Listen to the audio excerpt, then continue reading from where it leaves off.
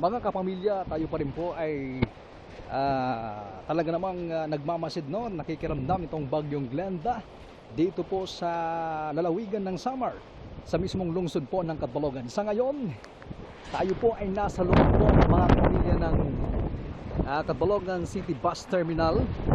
At ito pong inyong nakitang opisina po yan ng PPA, no? Philippine Ports Authority. At ang kabila po niyan ay Catbalogan Pier o port po ng Catbalogan City, na kung saan sa tindi po ng mga alon ay talaga namang naghalo na po, no? Ninyo po, baha na po, no? Ito po ay pinaghalong dagat, no?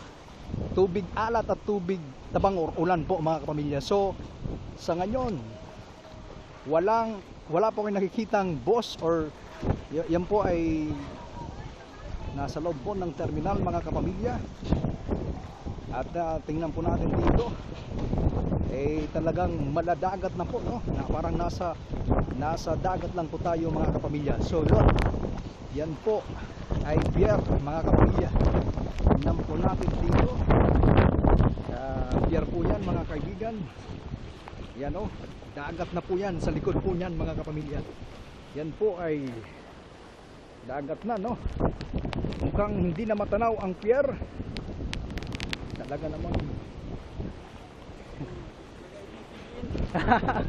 nagre-report mo, mga kapamilya. Yan po, pier po yan, walang sasakyan, pangdagat dahil masyado pong delikado, mga kapamilya.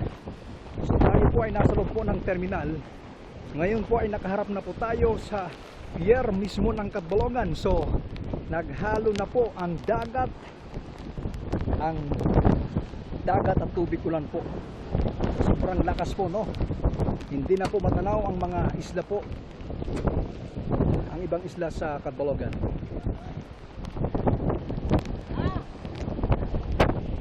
Mga kapamilya, sa loob po tayo ngayon ng terminal, oh.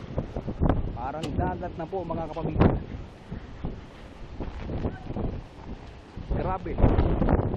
Grabe talaga yung lakas po ni Glenda, Typhoon Glenda po, July 15 po. At ngayon po ay alas 10:30 po ng umaga.